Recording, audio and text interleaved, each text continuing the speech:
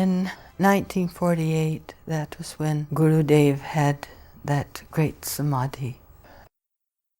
After that experience that started in the evening, he called some of us mentally. I was in the office at the time, and suddenly I had the feeling I had to go to Master's room. I just stopped what I was doing and went up to Guruji's room, and the door was open. He motioned to come in.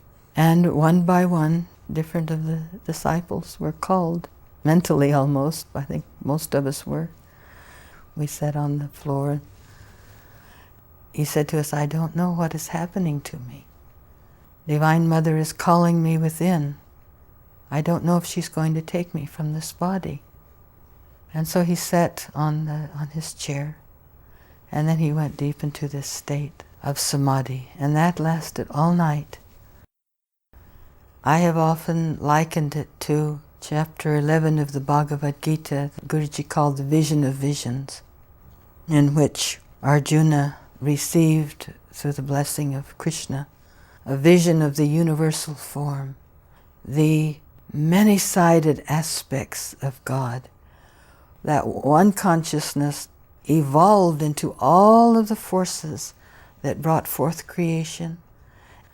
Well, this was very much akin to the Samadhi that Gurudev had in 1948. Arjun saw the multifarious, marvelous presence of the deity, infinite in forms, shining in every direction of space, omnipotence, all-pervading. Anekavakranenam anekabhutadarshanam anekadivyabaranam divyanekodyatayudam divyamalyambaradaram divyagandhanulepanam sarvascharyamayam devam anantavishvatomukham. If 1,000 suns appeared simultaneously in the sky, their light might dimly resemble the splendor of that omnific being. He talked to Divine Mother, just an unending flow of conversation all night long. But he said to us afterward, and we saw during that Samadhi, she used his voice to respond. So we were hearing the two-way conversation. When Master would speak, it was his voice. When Divine Mother spoke, it was a different tone of voice. So this went on all night until about 9-10 o'clock the next morning. God as the universal mother, Divine Mother, who has both a dreadful aspect, meaning law, and so in the same time there is the mother aspect. So these two aspects of the Divine Mother, Guruji experienced in that Samadhi. Amihi tvam surasamgha vishanti kechid bhitah pranajalayo grunanti swastityavuktva maharshi siddhasamgaha stuvanti tvam stutibhiha pushkalabhiha. He began to come out of that state. I remember thinking, is my Guru always now going to be in this state? I would be in awe to ever approach him in the same way.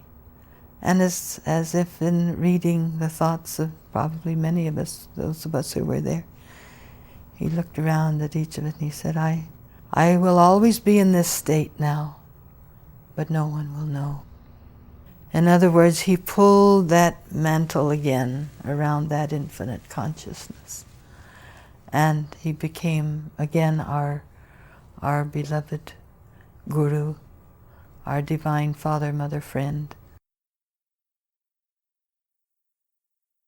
Namo namastestu sahasrakrutvaha punascha bhuyopi namo namaste namaha purustadatha पृष्ठतस्ते नमोस्तुते सर्वतो एव सर्वम्.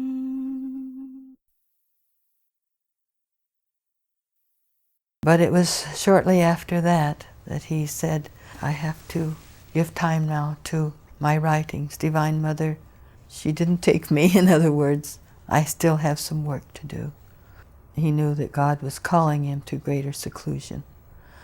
So in his little desert retreat, when he could tear himself away from Encinitas, Mount Washington,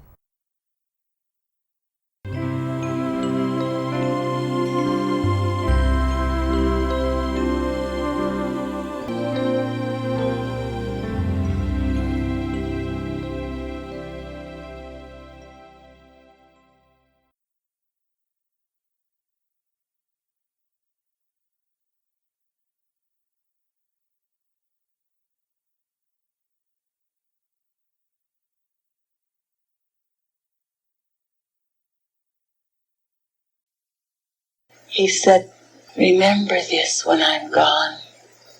Only love can take my place.